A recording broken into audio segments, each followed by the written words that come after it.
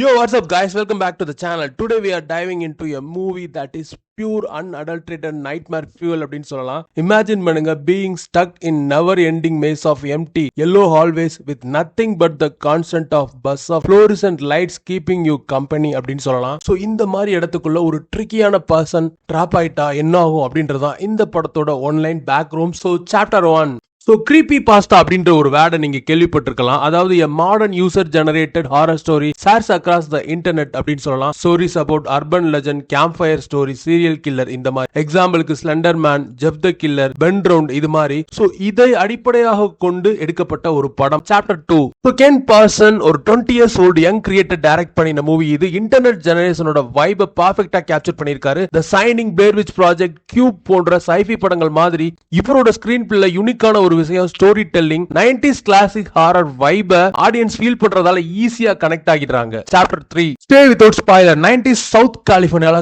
Clark அப்படின்னு ஒரு பைத்தியக்காரன் தான் சொல்லலாம். கேப்டன் கிளார்க் அட்டாமன்ஸ் எம்பையர் அப்படின்னு ஒரு ஃபர்னிச்சர் ஷாப்பை ரன் பண்ணிட்டு வர்றான். ஸோ இவனோட டார்ச்சர் தாங்க முடியாம இவனோட எக்ஸ் ஒய்ஃப் பார்பரா தன்னோட பொண்ணை கூட்டிட்டு தனியா போயிட்டாங்க டைவர்ஸ் வாங்கிட்டு. ஆனா இவன் அவங்கள பிளேம் பண்ணிட்டு friendship with bottle, anger, depression, lonely life, broken persona அந்த ஃபர்னிச்சர் ஷாப்புக்கு ஆளே வர்றது இல்ல. அந்த கடைக்கு யாருக்குடா டீ ஆத்துறன்ற மாதிரி அங்க சின்சியரா ஒர்க் பண்ணிட்டு இருக்கான். சோ அங்க அப்படி இவன் ஆங்கர், டிப்ரெஷனால பாதிக்கப்பட்டு ஒரு தெரபிஸ்ட் கவுன்சிலிங் செஷனும் போயிட்டு இருக்கான்.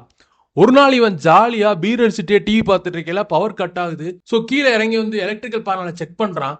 அப்போ சம் ஃபைண்டிங் irregularities இன் வால், அந்த செவத்துல என்னமோ ஸ்ட்ரேஞ்சா தெரியுது அப்படின்னு கிட்ட போய் செக் பண்றான். அப்போ வந்து இன்விசிபிளான ஒரு போர்ட்டலை கண்டுபிடிக்கிறான். சோ அது வழியா அந்த வாலோட அதர் சைட் போறான். அங்க ஸ்ட்ரேஞ்சா இதே மாதிரியான ஒரு ஆல்டர்ட் ஃபர்னிச்சர் ஷாப் இருக்கு. சோ இங்க என்ன இருக்கோ அது மாதிரியே இருக்கு. ஆனா அங்க ஒரு என்லெஸ் மேஸ் மாதிரி இருக்கு. ஃப்ளோரிசன்ட் லேம்ப்ஸ், அப்படியே அந்த காரிடோரே வந்து வித்தியாசமா ஹாரிஃபிக்கா இருக்கு.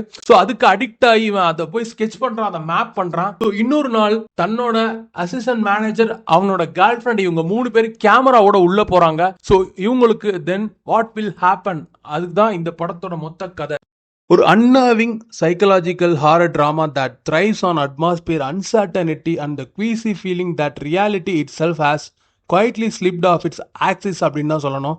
தேர்ட் ஆக்ட் பார்க்கும்போது ரொம்பவே horror experience. So it's feel like ஒரு ஃபவுண்ட் ஃபுட்டேஜ் ஹாரர் ஃபிலிம் பார்த்த ஒரு ஃபீலை கொடுத்துச்சு. இது உதாரணத்துக்கு த பிளேர் விட்ச் ப்ராஜெக்டாக இருக்கட்டும், அப்புறம் சைனிங் படமாக இருக்கட்டும், இந்த மாதிரியான படங்களோட தாக்கம் இதில் ரொம்பவே இருந்தது.